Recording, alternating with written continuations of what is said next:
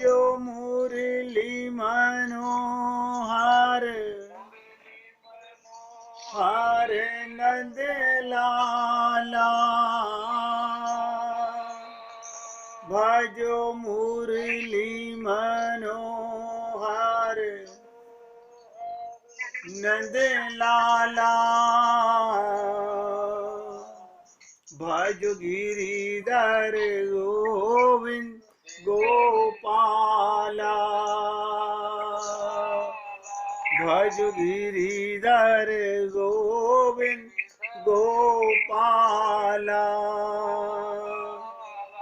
भजो मुरली मनोहर नंद लाला भजो मुरली मनोहर नंद लाला भज गिरिधर गोविंद गोपाला भज गिरिधर गोविंद गोपाला बोलिए वृंदावन बिहारी लाल की जय जय जय श्री राधे जय जय श्री राधे। सभी भक्तों से निवेदन, बहुत एकाग्रचित होकर सत्संग के प्रत्येक शब्द को हृदय में बसाने का प्रयत्न कीजिए। आज लोहड़ी का त्योहार हमारे भारतवर्ष में पंजाब की तरफ बहुत धूमधाम से मनाया जाता है। लोहड़ी का मतलब क्या होता है, ध्यान दीजिएगा कि अग्नि प्रज्वलित करके अपने अंतःकरण में से सबके प्रति नफरत मिटा देना, सब बुराइयों को अग्नि में जला देना और सब में भगवान का दर्शन करना। आज गोदा गीतावली के धनुर्मास का 29वां दिन है। मैं आप सब लोगों को बहुत हृदय से धन्यवाद भी देना चाहता हूं कि पिछले 29 दिन से लगातार आप एकाग्रचित होकर प्रभु प्रेम को पीने का प्रयत्न कर रहे होंगे। भगवान भी अपनी कृपा उसी पात्र में उड़ेलते हैं जो पात्र एक केवल भगवत प्रेम पाने का जिज्ञासु, पिपासु और लालयित होता है। जीवन का उद्देश्य क्या है? प्रेम और सेवा। प्रेम माने भक्ति और सेवा माने कर्म और धर्म। आप जो भी कर्म करें उसे भगवान के निमित्त मान के करें। जो भी धर्म करें अगर भगवान को धारण करने के लिए कर रहे हैं तो वो धर्म है, अन्यथा वो धर्म नहीं है। हमने अभी तक आपसे भगवान श्री कृष्ण को उपाय स्वरूप तथा अपना उद्देश्य कैंकर्य बताया। कैंकर्य माने सेवा, भगवत प्रेम और सेवा। समझ लीजिएगा, यही जीवन का मूल सार है। इस पासुर में ध्यान से कृष्ण के द्वारा भगवान के पाने की रुचि, ऐसी कामना, अपनी त्वरा, शीघ्र प्राप्ति की इच्छा का वर्णन गोदा जी ने किया। इस देह में हरि मिलत है, सीतारामाचार्य जी ने कहा। कैसे कहा? गोदा जी की कृपा से, कि शीघ्र प्राप्ति की इच्छा का वर्णन। भगवान को पाने के लिए भगवान कहते हैं एक पल भी बहुत बड़ा है, बशर्ते वो पल एकाग्र चित्त का हो, शरणागति का हो, पूर्ण श्रद्धा और पूर्ण विश्वास का हो। सहस्त्र गीति में मुमुहु अपाद के प्रकार में प्राप्य का निष्कर्ष निकाला।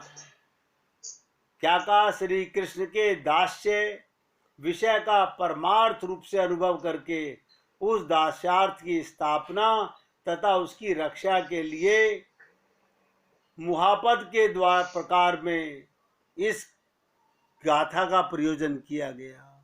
नारद भक्ति दर्शन के अंदर नारद जी ने 51वें सूत्र में कहा प्रेम अनिर्वचनीयम, प्रेम अनिर्वचनीयम, और 52वें सूत्र में कहा कि मूकावत स्वाद, प्रेम क्या है? जैसे गूंगे का स्वाद। व्यक्ति अनुभव तो करता है लेकिन बोल नहीं पाता। इसी चीज का निरूपण करते करते नारद जी अपने भक्ति दर्शन के अंदर 54वें सूत्र में कहते हैं प्रेम, ध्यान से सुनिएगा,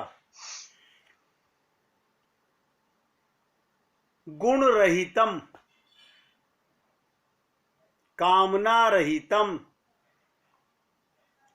ये दो ही चीजें अगर हम जीवन में उतार लें, किसी गुण को देख कर के प्रेम प्रेम नहीं होता, वो तो स्वार्थ होता है।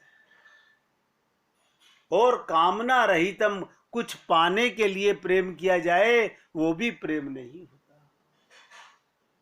इसलिए मैं आप ही सभी भक्तों से निवेदन करता हूं कि हमारे ऊपर भगवान की असीम कृपा हो चुकी है। कबहू के करी करुणा नर देही, ये मनुष्य शरीर आप और हम सबको प्राप्त हो गया, और इस देह में हरि मिलत हैं, उसके लिए परमात्मा की कृपा, बिनु हरि कृपा मिलई नहीं संता।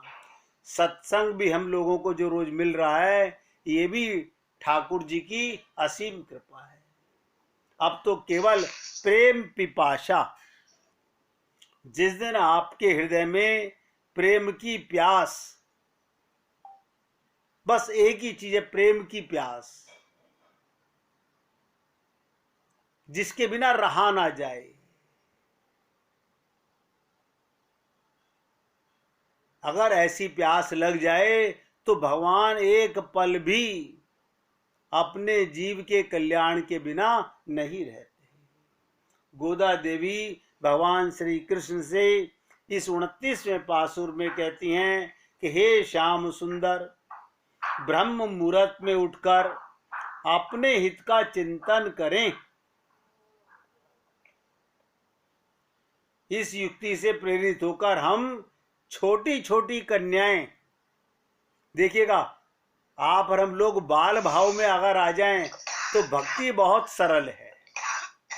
बाल भाव में लाने की बात कर रहा हूं, आपको बच्चा बनाने की बात नहीं कर रहा हूं। हम भगवान के तो बच्चे ही हैं। जैसे हम अपने सांसारिक माता पिता के, आपकी उम्र कितनी भी हो जाए आप बच्चे ही रहेंगे। इसी प्रकार ये अंश रूपी आत्मा सदा भगवान का अंश है। तो गोदा जी कहती हैं कि ब्रह्म मुहूर्त में उठकर अपने हित का चिंतन करें। क्या मतलब? प्रत्येक जीव सोचे कि मेरे इस शरीर के मिलने का मूल हित लाभ क्या है। और कहती हैं छोटी छोटी कन्याएं जिनके लिए इस घोर सर्दी में इतनी सवेरे उठना संभव नहीं, इस सत्व गुण वृद्ध का काल में उठकर आई हैं। ये काल अनादि अज्ञान अंधकार को निवृत्त करने वाला है। भगवत प्राप्ति, भगवत प्रेम ही, ध्यान से सुनिएगा, अज्ञान को मिटाने वाला है। संसार की प्राप्ति मैं बहुत कठिन शब्दों से नहीं, सरल शब्दों से निवेदन कर रहा हूं। जो भी जीव भगवान की पूजा अर्चना उपासना अगर संसार मांगने के लिए करता है तो वो अंधकार को बढ़ा रहा है। केवल भगवान की सेवा और उनका प्रेम, ये दो ही जीव का लक्ष्य होना चाहिए। ऐसा जीव अंधकार को निवृत्त करने वाला है। ये असली ज्ञान यही है। और भगवत विषय का प्रकाश करने वाला है। आपके हृदय में परम प्रेम रूपी प्रकाश उदय होने वाला है। जैसे जैसे आपके हृदय में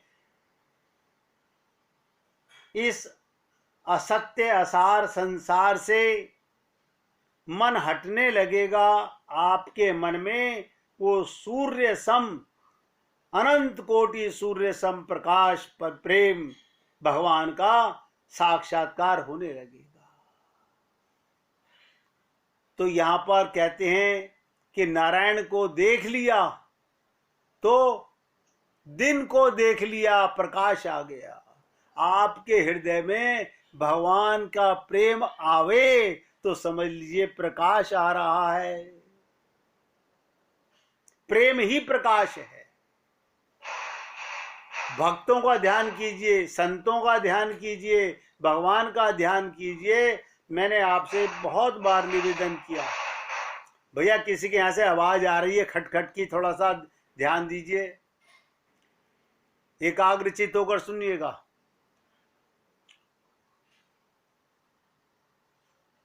प्रकाश और अंधकार, मैंने कहा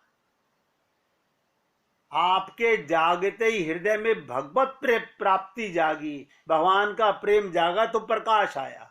और संसार जागा, ये संसार के रिश्ते नाते जागे तो अंधकार जागा। और मैंने आपसे कहा था भगवान का प्रकाश क्या है, भगवान का परिवार क्या है। अक्सर लोग कहते हैं कि भगवान ये क्यों कहते हैं कि माम एकम शरणम ब्रज, केवल मुझसे प्यार करो। मैंने कहा उस मुझ में भगवान का परिवार है। वो आपके परिवार के सदस्य भी हो सकते हैं, आपकी माता, आपके पिता, आपकी पत्नी, आपका पति, आपका भाई, आपकी बहन, ये सब भगवान के स्वरूप है। भगवान कहते हैं मेरे नाम, मेरे गुण, मेरी लीला, मेरे धाम, मेरे परिकर, मेरे संत और मेरे भक्त, ये मेरा परिवार है। इसलिए अगर इनमें आपका मन जा रहा है उठते के साथ ही, तो समझ लीजिएगा आपके हृदय में प्रकाश का उदय हो रहा है। आप अग्रसर हो रहे हैं भगवत प्राप्ति की ओर। तो गोदा जी कहती हैं हमने नारायण स्वरूप आपको आज देख लिया। बस साक्षात्कार किसको होगा? जिसका संसार से वैराग्य होगा, जो अपने स्वरूप को आत्मा जानेगा, वही भगवान का स्वरूप देख पाएगा। शरीर से भगवान शरीर में तो मिलते हैं, लेकिन शरीर को कभी नहीं मिलते। तो गोदा जी कहती हैं हमारे लिए तो आज का ही प्रभात प्रथम अति प्रभात है। हमारे लिए आज ही दिन निकला है। ध्यान दीजिएगा, जिस दिन आपके हृदय में भगवत प्रेम जाग जाए, समझ लीजिए मेरे जीवन की सुबह उसी दिन हुई है। अब तक तो हम अंधकार में ही सो रहे थे। श्री कृष्ण क्या कहते हैं, अजी प्रभात में अति विशेषण क्यों लगाती हो? तो गोदा जी बोली ये तो गोप जाति की बोली है। गोप जाति माने छुपाने वाली जाति, जो भगवत प्रेम को छुपाती है, संसार में नहीं बताती। ध्यान दीजिएगा, मैं आप सभी भक्तों से निवेदन करूंगा, आपके हृदय में जो भी भगवत प्रेम हो वो आप उन्हीं से चर्चा करो जो जागे हुए हैं, भगवान के प्रेमी हैं। ऐसे संसार में चर्चा मत करो जिनका भगवान से कोई संबंध नहीं है। कहते हैं समस्त जगत रूपी कमल को प्रफुल्लित करने के लिए देवकी रूप पूर्व संध्या में अच्युत नाम के भानु का उदय हुआ है। अनंत जन्मों से जिस अंधकार रूपी माया के जंजाल में आप और हम लोग सोए हुए थे, वहां सूर्य सम प्रेम का प्रकाश हुआ है। प्रेम ही प्रकाश है। इस सूर्य के उदय के बिना सदा रात्रि ही बनी रहती है। आप और हम लोग अब तक यही समझते थे हम रोज तो जागते हैं, वो जागृति नहीं है। शरीर मान के जागे, ममता में जागे, मोह में जागे, आसक्ति में जागे, माया में जागे, ये जागृति है ही नहीं। वो तो मोह निशा रात्रि में जाग रहे हो। गोदा जी कहती हैं आपके अच्युत नाम के भानु का उदय हुआ है। आज जागते ही आपका ध्यान, आपका नाम हमारे अंतःकरण में गूंज रहा था। ऐसा क्यों हुआ? क्योंकि हम रात्रि को कीर्तन करती हुई आपका और ध्यान करती हुई आपका ही सोई थी। इस सूर्य के उदय के बिना सदा रात्रि ही बनी रहती है। या निशा सर्वभूतानां तस्याम जागृति संयमी। परतंत्र स्वरूप भार्याओं का पति के समीप हम आई हैं। देखिएगा कितनी विचित्र बात कहती हैं ये पुण्य आत्मा, साक्षात्कार लक्ष्मी हमारा कल्याण करने इस धराधाम पर आई और धरती से अवतरित होकर के कहती हैं परतंत्र स्वरूप है। भार्याओं का, आत्मा का पति परमात्मा ही है। हम तो अपने को आत्मा मानकर अपने असली पति के पास आई है। क्या ये कहना अपराध है? ईश्वर की प्राप्ति चेतनों की अपनी इच्छा से नहीं होती। ध्यान दीजिएगा, जब स्वयं भगवान ही चाहें तभी होती है। यमे वैश वृणुते तेन लभ्य, ये श्रुति प्रमाण है, ये वेदों का प्रमाण है कि जा पर कृपा राम की होई, ता पर कृपा करें सभी कोई। परंतु गोदा देवी ने भगवान के पास जाकर उनका अतिशय आदर किया तथा उनका अपना एहसान भी किया, जैसे निषाद राज गुह ने राम के प्रति किया था। देखिएगा, अगर कोई व्यक्ति भाव से भगवान का चिंतन करे तो 2 लाइन क्या, एक ही लाइन बस गाते रहिए कि प्यारे पढ़ूं मैं पैया तेरे, मेरे ही ऐसे आ लग जा। कभी सोचिए कि भगवान के सामने अपने को नतमस्तक करने के लिए, और भगवान के लिए प्यारे शब्द सबसे ज्यादा मार्मिक है।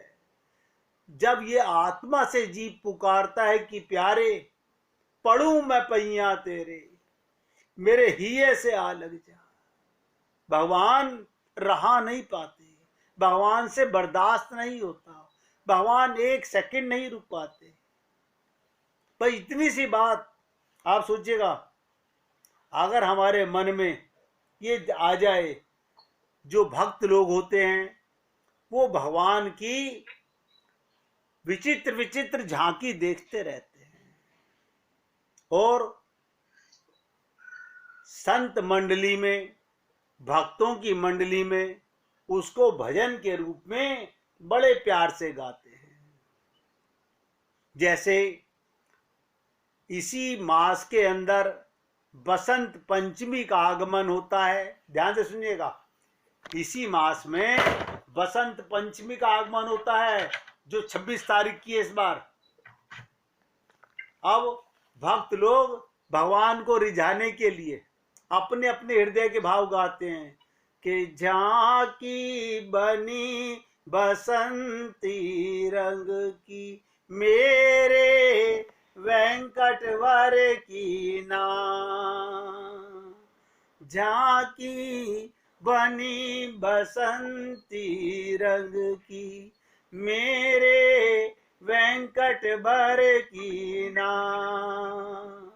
अब देखिएगा, एक मंडली गा रही है बसंती रंग की, एक संसार से बाहर खुले आकाश में परमात्मा के साथ बैठकर वार्तालाप कर रहे हैं, वो भक्त मंडली गा रही है कि झांकी बनी आकाशी रंग की, मेरे वेंकट वर की नाय। बहुत से लोग भगवान को बगीचे में कमल दल, गुलाब के पुष्पों में उनका ध्यान करते हुए वो भक्त मंडली गा रही है कि झांकी बनी गुलाबी रंग की, मेरे कृष्ण कुंवर की नाम।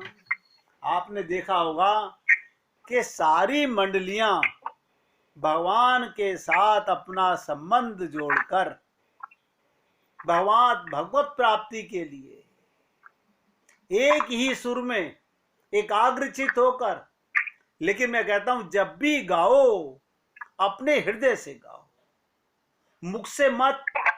मुख तो एक केवल माध्यम है आपके भाव को सामने वाले भक्त तक पहुंचाने का, लेकिन जब आप भाव से गाओगे, अपने हृदय से गाओगे, तो सीधी आवाज भगवान तक जाती है। निषाद राज ने क्या कहा था भगवान श्री राम से? हे महाराज, मैं आपके लिए भक्ष्य हूं, भोज्य हूं, पेय हूं और सोने के लिए सुंदर सुंदर पलंग तथा घोड़ों के लिए घास दाना लाया हूं। यानी जो मेरे पास है। भगवान कहते हैं जाकी रही भावना जैसी, प्रभु मूरत देखी तिन जैसी। इसी प्रकार से हरीश निषाद राज गुहू की बात सुनकर राघवेंद्र अपनी विशाल भुजाओं से उसका आलिंगन करते हुए क्या बोले? हे गुहू राज, तुमने हमारे लिए बहुत बड़ी पूजा की, सदा के लिए हमको प्रसन्न कर लिया। तुम पैदल चलकर हमारे पास आए और इतना अधिक स्नेह प्रदर्शन किया जिसे हम भूल नहीं सकते। बस इतनी सी बात रट लीजिए, भगवान आपके हृदय का भाव देखना चाहते हैं। आप भगवान को पत्रम पुष्पम फलम तोयम नहीं है 56 प्रकार के भोजन, भाव से आप अनंत प्रकार के भोजन का भोग लगा सकते हैं। भगवान भाव के भूखे हैं। इसलिए सभी भक्तों से निवेदन कर रहा हूं, जब भी भगवान की पूजा करो तो भाव से ही कीजिएगा। एक कथा सुन लीजिए, परोपकार क्या होता है। एक बहुत घना जंगल था। उस जंगल में एक आम और एक पीपल का पेड़ था। एक बार मधुमक्खियों का एक झुंड उस जंगल में रहने आया। उस मधुमक्खियों के झुंड को रहने के लिए एक घना पेड़ चाहिए था। तो रानी मधुमक्खी की नजर एक पीपल के पेड़ पर पड़ी और रानी मधुमक्खी ने पीपल के पेड़ से कहा, हे पीपल भाई, क्या मैं आपके इस घने पेड़ की एक शाखा पर अपना परिवार का छत्ता बना लूं? पीपल को कोई परेशान करे ये पीपल को पसंद नहीं था। ध्यान दीजिएगा, आप और हमको पता नहीं चलता, अहंकार के कारण पीपल ने रानी मक्खी से गुस्से में कहा, हटो यहां से, जाकर कहीं और अपना छत्ता बनाओ, मुझे परेशान मत करो। पीपल की बात सुनकर पास ही खड़े आम के पेड़ ने कहा, पीपल भाई बना लेने दो छत्ता, ये तुम्हारी शाखाओं में सुरक्षित रहेंगी। पीपल ने आम से कहा, तुम अपना काम करो, इतनी चिंता है तो तुम ही अपनी शाखा पर छत्ता बनाने के लिए क्यों नहीं कह देते। इस बात से आम के पेड़ ने मधुमक्खी रानी से कहा, हे रानी मक्खी, अगर तुम चाहो तो तुम मेरी शाखा पर अपना छत्ता बना लो। इस पर रानी मधुमक्खी ने आम के पेड़ का आभार व्यक्त किया और अपना छत्ता आम के पेड़ पर बना लिया। समय बीतता गया और कुछ दिनों बाद जंगल में लक्कड़हारे आए। ध्यान दीजिएगा, लकड़हारे आए, उन लोगों को आम का पेड़ दिखाई दिया और वे आपस में बात करने लगे, इस आम के पेड़ को काटकर लकड़ी ले जाएं। वे लोग अपने औजार लेकर आम के पेड़ को काटने चले। तभी एक व्यक्ति ने ऊपर की ओर देखा और दूसरे ने कहा, नहीं नहीं, इसे मत काटो, इस पेड़ पर मधुमक्खियों का छत्ता है, कहीं ये उड़ गई तो हमारा बचना मुश्किल हो जाएगा। उसी समय एक आदमी ने कहा, क्यों ना हम लोग ये पीपल का पेड़ ही काट लें, इसमें हमें ज्यादा लकड़ियां भी मिल जाएंगी और हमें कोई खतरा भी नहीं है। वे लोग मिलकर पीपल के पेड़ को काटने लगे। पीपल का पेड़ दर्द के कारण जोर जोर से चिल्लाने लगा, बचाओ बचाओ बचाओ। आम को पीपल के चिल्लाने की आवाज आई तो उसने देखा कुछ लोग मिलकर उसे काट रहे हैं। आम के पेड़ ने मधुमक्खियों से कहा, हमें पीपल के प्राण बचाने चाहिए। आम के पेड़ ने मधुमक्खी से पीपल के पेड़ के प्राण बचाने का आग्रह किया तो मधुमक्खियों ने उन लोगों पर हमला कर दिया और वे लोग अपनी जान बचाकर जंगल से भाग गए। पीपल के पेड़ ने मधुमक्खियों का धन्यवाद दिया और अपने आचरण के लिए क्षमा मांगी। तब मधुमक्खियों ने कहा, धन्यवाद हमें नहीं, आम के पेड़ को दो जिन्होंने आपकी जान बचाई है, क्योंकि हमें तो इन्होंने कहा था अगर कोई बुरा करता है तो इसका मतलब ये नहीं कि हम भी वैसा ही करें। अरे बुरे के साथ बुरा तो दुनिया करती है। अब पीपल को अपने किए पर पछतावा हुआ और उसका अहंकार भी टूट गया। पीपल के पेड़ को उसके अहंकार की सजा मिल चुकी थी। आप और हम लोगों को इस कथा से क्या शिक्षा लेनी चाहिए? हमें कभी अहंकार नहीं करना चाहिए। जितना हो सके लोगों के काम ही आना चाहिए, जिससे आवश्यकता पड़ने पर तुम भी किसी की मदद मांग सको। जब हम किसी की मदद करेंगे तभी कोई हमारी मदद करेगा।